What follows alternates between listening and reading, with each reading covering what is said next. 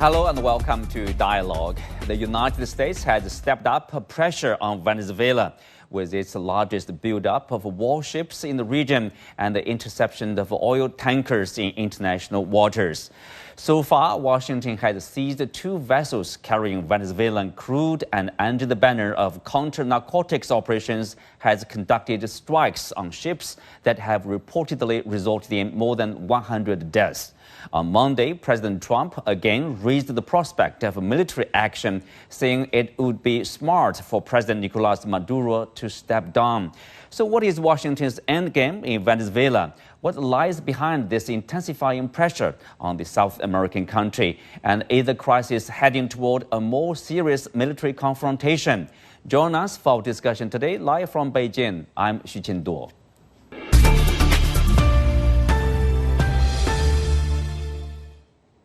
Well, joining me today are Jorge Heine, former Chilean ambassador to China and author of The Non-Aligned World, Striking Out in an Era of Great Power Competition, and now a non-resident fellow at the Quincy Institute. Benjamin Norton, founder and editor-in-chief of the Geopolitical Economy Report, and Professor Jiang Shixue, director of the Center for Latin American Studies at Shanghai University. Welcome to the show. So, Ambassador, I will start with you. Over the past 2 weeks, we have seen the U.S., intercepting and seizing 2 oil tankers carrying Venezuela crude, with both operations led by the U.S. Coast Guard and the U.S. sanctions enforcement. Of course, there's also strikes against the so-called, drug dealers over there. What do you make of the U.S. campaign, the pressure on Venezuela? Yes. The first thing I would like to say is that now with this essentially naval blockade on oil tankers coming in and out of Venezuela, it is de facto a declaration of war. It's very, unclear that Venezuela represents any kind of danger to the United States. In fact, it represents no danger at all. The argument that was originally presented that there was fentanyl trafficking from Venezuela to the United States has been debunked. No boat has ever been seized in the Caribbean with fentanyl. That's number one. Number two, the fact is that what is coming out now more and more, that the end game of this is regime change in Venezuela to get rid of the current government headed by President Maduro. Now, why is that and why Venezuela at this point? I would argue that this has nothing to do with international affairs and everything to do with domestic politics.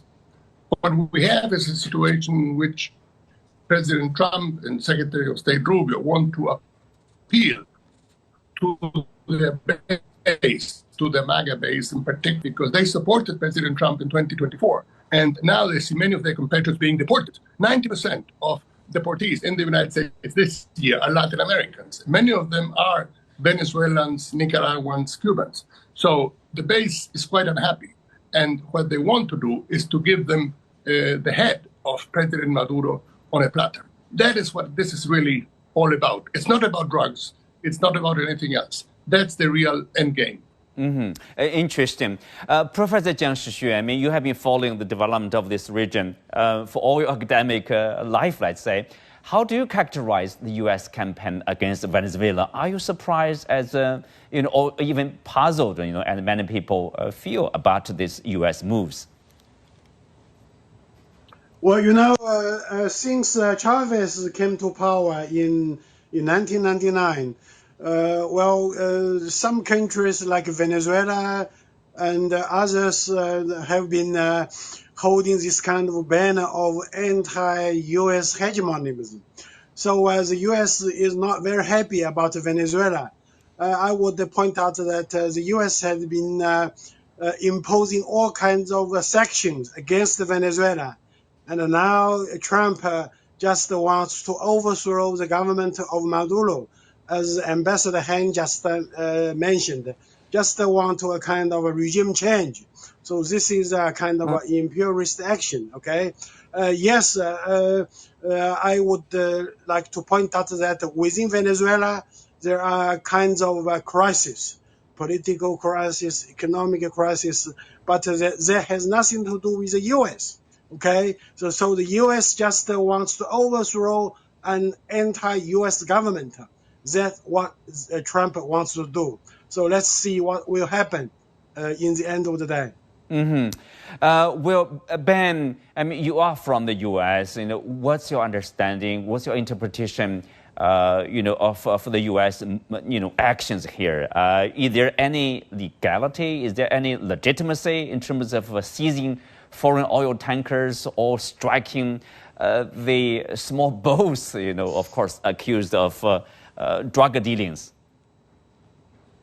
No, there's no legitimacy whatsoever. In fact, some senators who have access to U.S. intelligence or lack thereof, like Rand Paul, who's actually a Republican, have come out and said that there's absolutely no proof whatsoever that these boats that have been repeatedly struck and destroyed and with over 100 people killed by the U.S. government, there's no evidence whatsoever they were trafficking drugs. Even if they were trafficking drugs, the U.S. government cannot simply kill these foreigners in international waters without intercepting their boats, without any trial or charges. These are extrajudicial executions. And then there's absolutely no legitimacy whatsoever for the U.S. government seizing these foreign oil tankers. And then Trump has actually just come out a few hours ago, and Trump said that the U.S. government is going to keep the Venezuelan crude oil and put that potentially in the U.S. petroleum reserves, the strategic petroleum reserves. And Trump is even talking about keeping these foreign tankers. Many of these tankers, they're actually not even Venezuelan, and the U.S. is now threatening to keep them. This is piracy. There's no legitimacy whatsoever. It is blatantly illegal.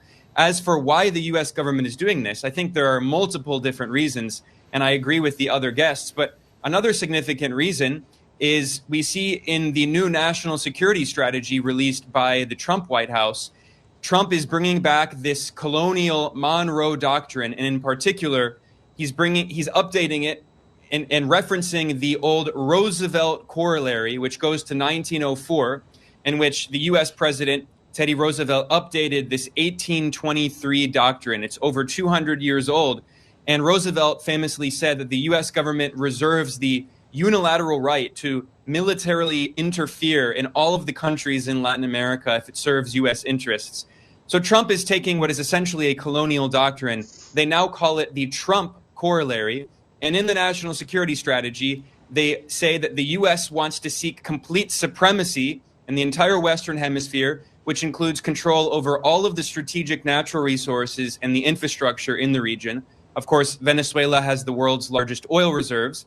And Trump has claimed that Venezuela's oil and land and other assets belong to the U.S., treating this country, which is independent and sovereign, like a U.S. colony. And the national security strategy also said that the U.S. wants to cut out any foreign powers, especially China, but also Russia and other countries, from having close relations with any countries in Latin America. And Venezuela is a country that has close relations with both China and Russia, as well as with Iran. So the U.S. is trying to destabilize any country in the region that has close ties with these foreign powers and is seeking these strategic natural resources so they can be exploited by U.S. companies. Well, Ambassador, there's a lot to unpack when it comes to the U.S. policy toward this region. It's like a new version of Monroe Doctrine. You are from this region. You are from, Chile. How do people see it's like the renewed version of Monroe Doctrine? The U.S. will somehow dictate the relationship, what kind of relationship the regional countries have with China, with other countries? Sure. Well, the Monroe Doctrine evokes significant pushback in Latin America. It is read as, America for the Americans, by which is meant America for the United States. Obviously, this doesn't go down very well. It evokes the days of invasions, of gunboat diplomacy that was so predominant in the early part of the 20th century. It really takes us back, 100 years, 200 years, to notions that we thought belonged to the past. Latin America today has diversified its links considerably all across the world. It is part of a globalized, interdependent economy with very strong links with China, with India, with countries around the world. And therefore, the notion that we should be pulled back to what the region was in the early 19th century strikes many as totally absurd. To give you only an example, for South America as a whole, its number one trading partner is China. It's not the US. It's not Europe. This is not something that can be somehow undone from one day to the next by some decision of the US government. Latin America is part of the world today. It's open to the world. It trades with the world. It gets investment from the world. And therefore, this is something that will not work. It is an attempt to pull the region back to what it was 200 years ago. And I'm afraid it's very much a failed endeavor. But we're in for difficult times. There's no doubt about that. Professor Jiang, do you think Washington is, taking Venezuela as an example? Like if you refuse, let's say, to fall in line with this America First doctrine, and you will be punished, and your government will be overthrown. And if you are, for example, having a right-wing government like that in Argentina, you may receive support, financial support from Washington. Is this kind of like a warning to the regional countries? Yes, you're right that the U.S. wants to send out a kind of a signal.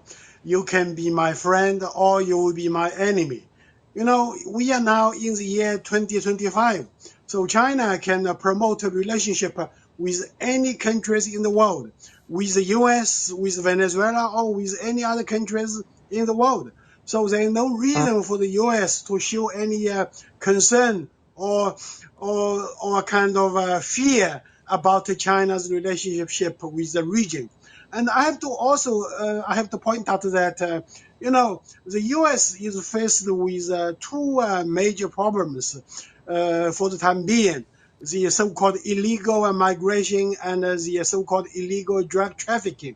Now, why there are these kind of two things? Because the economy in Latin America is not well developed. China has been making investment in Latin America. China has been doing trade with the countries in the region. So China's economic relationship with the countries in the region is beneficial for economic growth, for all kinds of things in Latin America. So we can conclude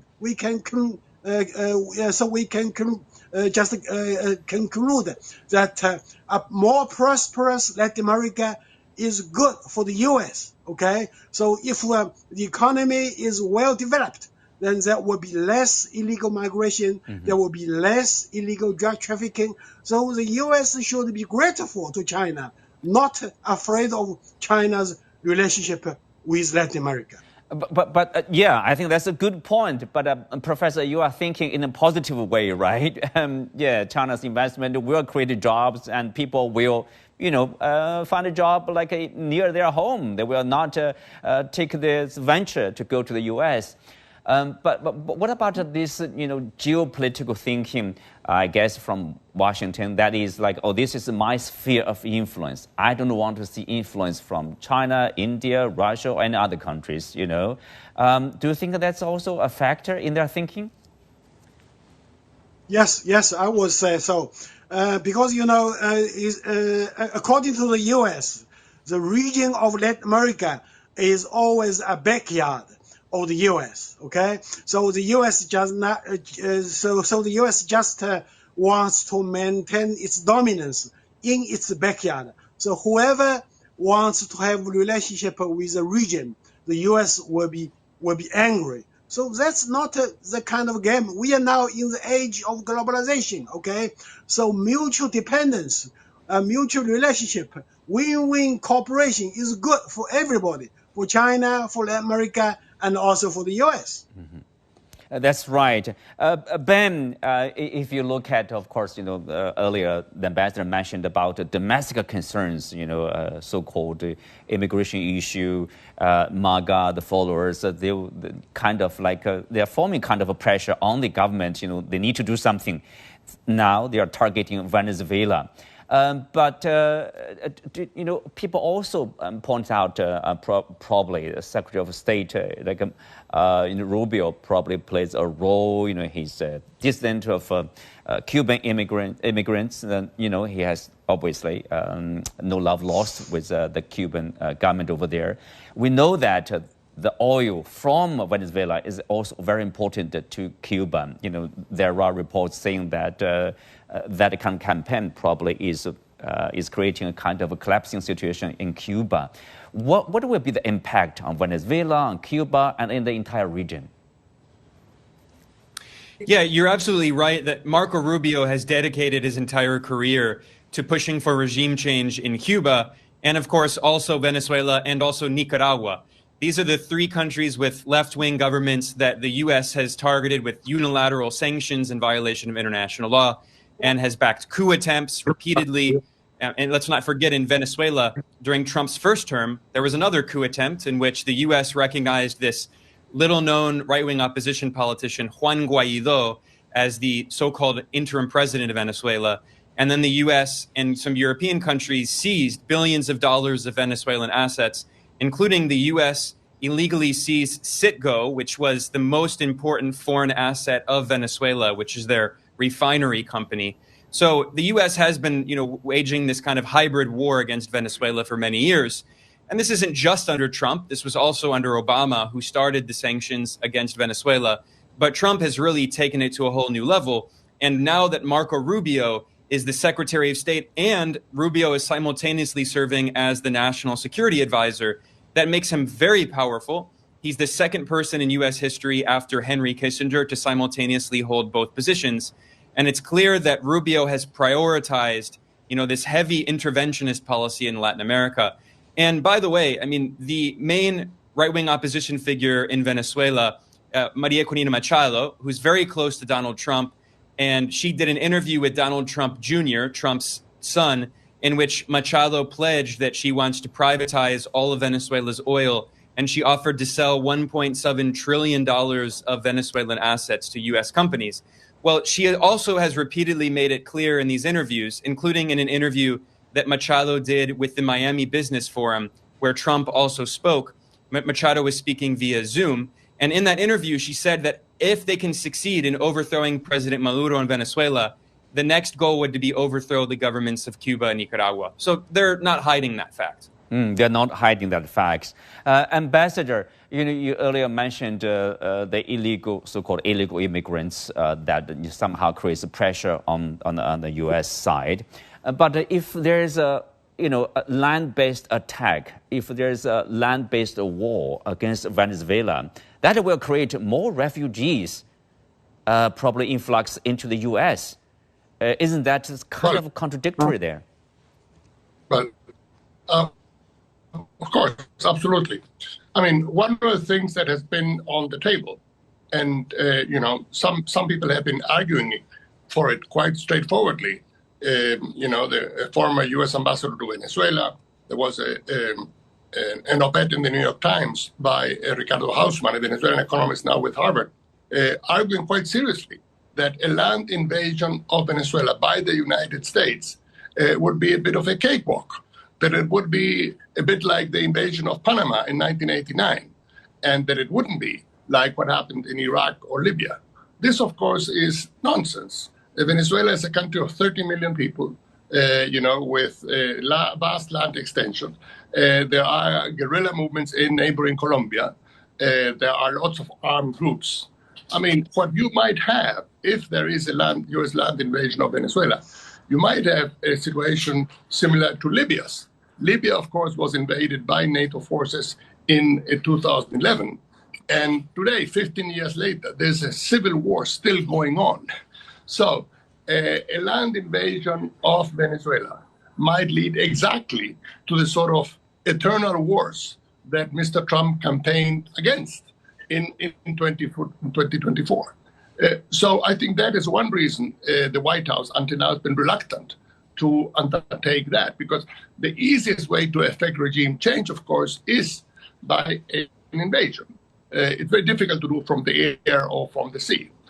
But obviously, that would mean a step that would lead the United States exactly into the situation that Mr. Trump denounced in his campaign.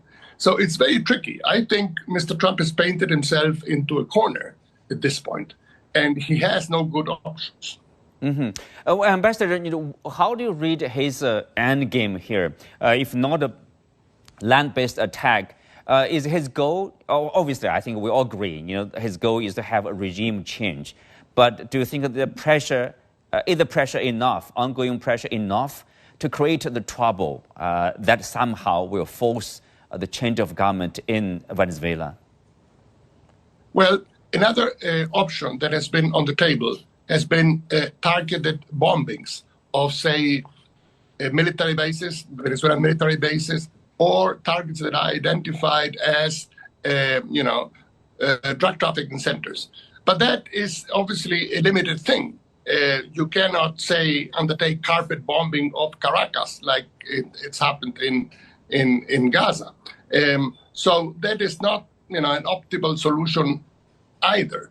So the White House caught, the way I see it, between a rock and a hard place. It doesn't have any good or easy options. They are all bad. And that is why it has resorted to this naval blockade of oil traffic. But that is not something that has an immediate effect. That may take many months. And, political timing being what it is, it's not a very good solution. Professor Jiang, how do you see, let's say, a prediction of what's going to happen?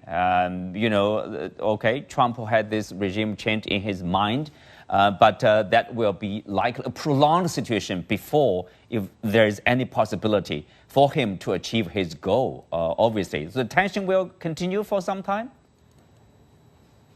Well, I would say that the U.S. will not send ground troops into Venezuela because Venezuela is a big country. I don't believe that the U.S. troops will take over the whole country and capture Maduro like the U.S. did in 1989 for the Panama. Yes, your question is very good. So people are asking, what will happen in the next future? Well, I would suggest that probably this kind of illegal sanctions will continue to move forward. And as President Trump suggests the other day, he said that if Maduro is smart enough, he will hand over power to the opposition. I don't believe that Maduro will hand over power, and I also don't believe that the opposition can rule the country. Okay, as you know, this kind of opposition is totally divided, and they even cannot agree on one slogan. So how can the opposition manage the economy of the whole country? So definitely, probably, if the crisis is going on, then people in Venezuela will suffer more, and there will be more chaos and the crisis. So the future is not so good, according to my understanding. Ben, what about the U.S., like the public response? Do you think people in general are with the government? I think we have to stress that this is without the UN mandate, without the UN authorization, either operations over the sea, striking at the boats, or seizure of oil tankers there. Well, yeah, let's not forget that when the U.S. invaded Iraq in 2003, it was also without the mandate of the UN Security Council. So the U.S., has a history of doing these kinds of unilateral illegal actions. In terms of U.S. opinion, public opinion, multiple polls done by both U.S. firms and British firms like YouGov have found that a majority of Americans oppose a U.S. invasion of Venezuela, and a majority of Americans oppose direct military strikes in Venezuela. And there have been large protests going on in multiple U.S. cities. This is not popular. Of course, if you look at the polls, they do fall somewhat on partisan lines. So even though a slight majority of Americans in general, regardless of party affiliation, oppose these attacks. There are more Republicans who support them, but even not as many Republicans as you would think. There still are many Republicans speaking out against Trump. And the irony is that if you look at the so-called MAGA base of Trump, there are some figures who have been very critical of U.S. interventionism and U.S. support, for instance, Israel and the war in Gaza, as well as these strikes in the water surrounding Venezuela, and talks of Trump said that he's going to carry out strikes on Venezuelan land. We've seen, for instance, that Marjorie Taylor Greene, who's a very right-wing Republican and a longtime Trump supporter, she recently broke with Trump and she's resigning from the Congress. And she has spoken out against these attacks on Venezuela. So even among Trump's own base, there's not this complete unity. And certainly Democrats are criticizing Trump. So I actually think this is not a very popular action. But of course, it's Marco Rubio and it's also Miller. So we see that Stephen Miller is playing another very important role in pushing for these very aggressive attacks in Venezuela. And Miller even claimed on Twitter that Venezuela's oil belongs to U.S. companies because Venezuela nationalized its oil. And, many people in the U.S. have rightfully criticized this and said this is colonial rhetoric. Venezuela's natural resources belong to the people of Venezuela, not to the U.S. Mm-hmm. Well, Ben, if you look at this larger impact internationally, are we in this fragmented world? And are we done? Are we over with this rules-based international order in the U.S.? Basically, the powerful can act as they like? Well, this whole idea of the so-called rules-based order was always very hypocritical and very ambiguous. This is why, not only China, but many other countries have talked about the importance of the international law-based order centered in the United Nations, which is very concrete. We all know what it means. Whereas Western officials have talked about the rules-based order, and they've never really clarified what exactly they meant. And in many cases, they're the ones who make the rules. In the case of the U.S., I already talked about the invasion of Iraq, and the ambassador talked about the war in Libya. And there are many other examples, the war in Yemen, the drone strikes in Pakistan, and the invasion of Afghanistan. Of course, the U.S. has carried out many of these unilateral military actions over many decades. So I'm very skeptical of this whole narrative of the rules-based order. But I do think that Trump is unique in the sense that previous U.S. presidents sometimes did lip service. At least they would sometimes talk about international law, even though they often violated it. Whereas Trump doesn't even care about international law. In fact, I think it's the opposite. Trump, he's proud of the fact that he acts unilaterally. And this is why he's so aggressively attacked United Nations institutions. He's withdrawn the U.S. from the UN Human Rights Council and from UNICEF. He's attacked the World Health Organization. He has imposed sanctions on the International Criminal Court. This is part of this strong unilateralism that has always been at the heart of U.S. politics, not just under Republicans. But Trump has really made this part of his personal brand and part of this very far-right politics that has become dominant in Washington today. Mm-hmm. Well, with the things on the ground, we'll keep an eye on the continuous development over there. And on that, we are coming to the end of today's show. Many thanks to our guests.